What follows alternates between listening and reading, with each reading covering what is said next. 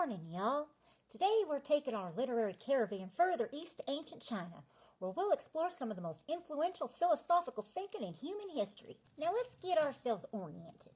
When we talk about ancient Chinese literature, we're primarily looking at works from what's called the 100 Schools of Thought period, roughly from the 6th century BC to the 3rd century BC. This was a time of tremendous intellectual ferment in China, comparable to ancient Greece with its philosophers debating in the agora. Geographically, we're talking about the Yellow River and the Yangtze River valleys, the heartland of Chinese civilization. Politically, this was the late Zhou dynasty, a time when the central authority had weakened and various states were competing for power. It was a period of constant warfare and social upheaval, but also incredible cultural and philosophical creativity. To put things in perspective, Confucius lived from 551 to 499 BCE, right around the same time as the Buddha in India and just a bit after some of the Hebrew prophets we discussed. The founder of Taoism, Laozi, may have been a contemporary of Confucius, though some scholars think he lived later or might even be legendary. Let's start with Master Kong, Confuzi in Chinese, which Western missionaries Latinized as Confucius. He was a teacher, government official, and philosopher whose ideas have shaped Chinese civilization for 2,500 years. The Analects is a collection of Confucius sayings compiled by his students after his death. It's not a systematic philosophical treatise, but a collection of brief conversations, aphorisms, and anecdotes. It's like getting wisdom in bite-sized pieces, perfect for ancient Chinese Twitter. Here's a classic passage.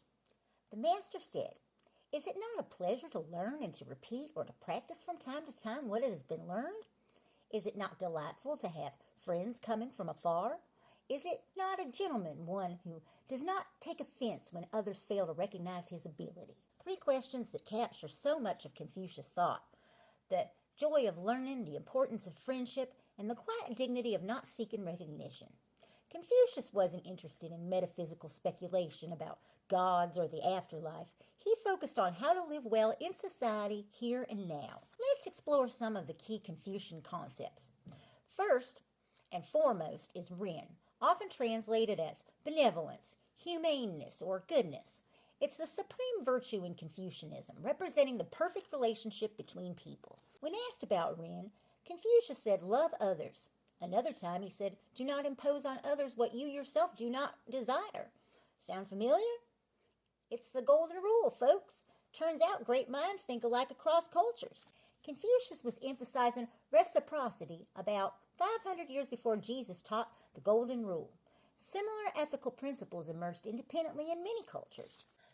The other major Taoist text we're exploring is the Xuanzi, attributed to the philosopher Xuanzhou, who lived in the 4th century BCE. If the Tao Te Ching is like a book of mystical poetry, the Xuanzi is like a collection of philosophical parables and thought experiments, often with a healthy dose of humor. Once, Xuanzi dreamt he was a butterfly flitting and fluttering around and happy with himself and doing as he pleased.